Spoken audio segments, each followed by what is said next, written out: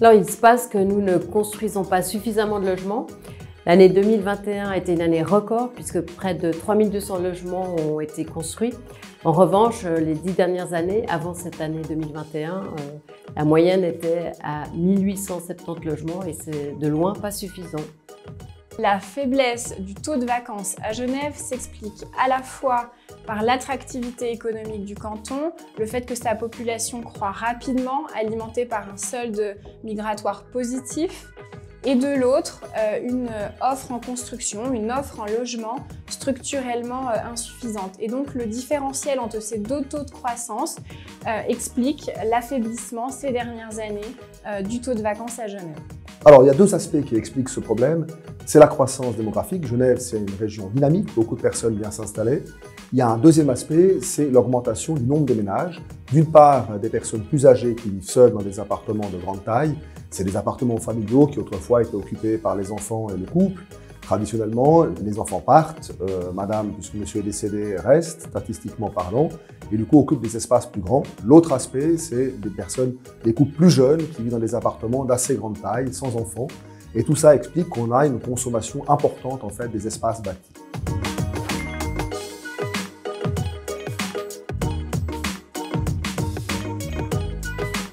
Donc effectivement, aujourd'hui, le taux de vacants il est très faible. On est environ à 0,35, 0,37%. Donc on voit qu'il y a une pénurie de logements sur le canton.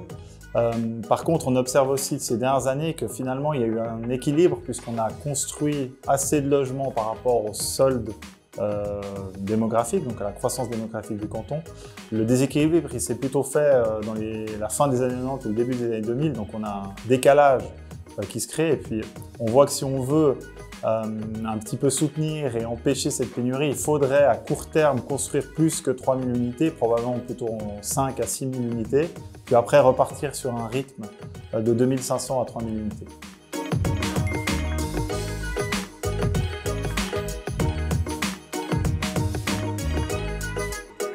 Alors le nombre de logements exacts qu'on peut construire encore à Genève, c'est difficile à estimer. Par contre, ce qu'on sait, c'est qu'il reste environ 19% de surface à bâtir sur le canton.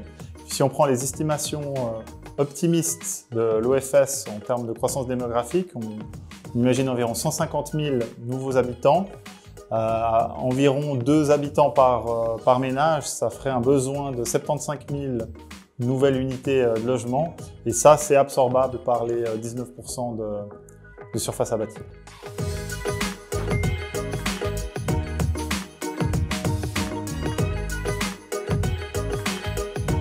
Alors, il faut construire là où c'est possible. C'est sûr que le territoire n'est pas extensible.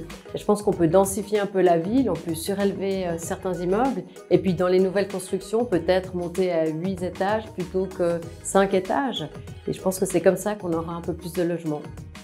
L'espace est exigu à Genève, donc on a deux possibilités grosso modo. Tout d'abord, c'est de continuer à construire sur la zone agricole.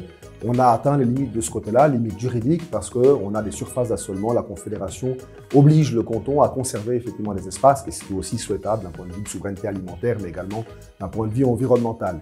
Et puis, on a aussi les zones villas. Et ces zones-là doivent être densifiées, elles représentent une part importante du canton, et c'est là où on a un potentiel, mais c'est un potentiel plus complexe politiquement et économiquement à développer.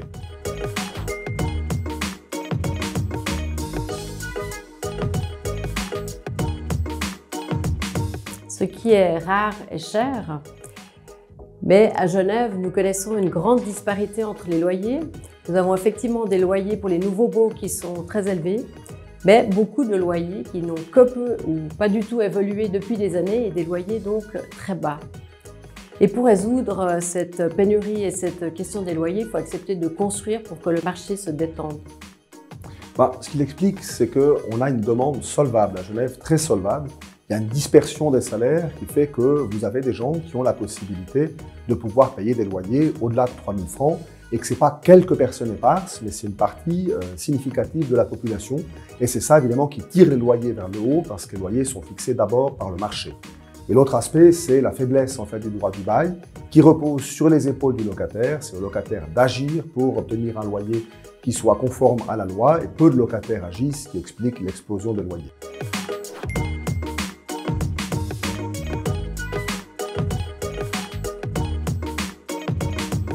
Alors, ce qu'on observe beaucoup en fait aujourd'hui, c'est que finalement, il y a un décalage entre la demande d'autorisation de construire et le permis définitif qui est autorisé.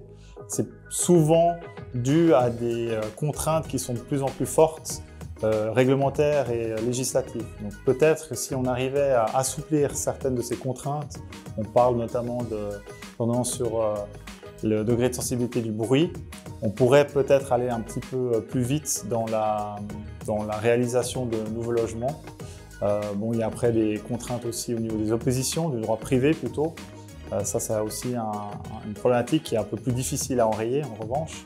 Et puis enfin, peut-être arriver à densifier plus le territoire, parce qu'on a un territoire qui est assez contraint.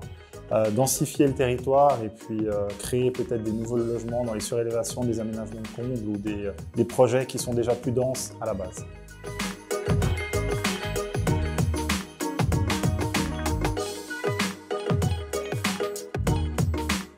Les données publiées par la BNS nous montrent que la majeure partie du volume des crédits sont à taux fixe. On a 75% du volume des prêts hypothécaires qui sont dus au-delà de 1 an. Et sur ces 75%, 45% le sont à horizon 1 an, 5 ans et 30% au-delà de 5 ans. Donc on voit clairement que malgré le renchérissement du crédit, on ne s'attend pas à des mises sur le marché du fait de ménages qui seraient dans l'impossibilité d'honorer leur crédit hypothécaire.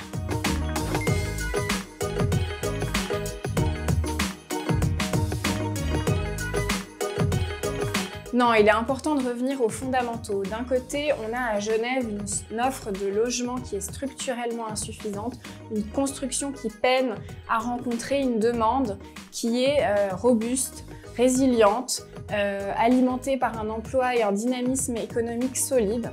Et donc, on ne s'attend pas à un effondrement de l'immobilier, bien au contraire, tous les éléments plaident pour une stabilité du marché immobilier à Genève.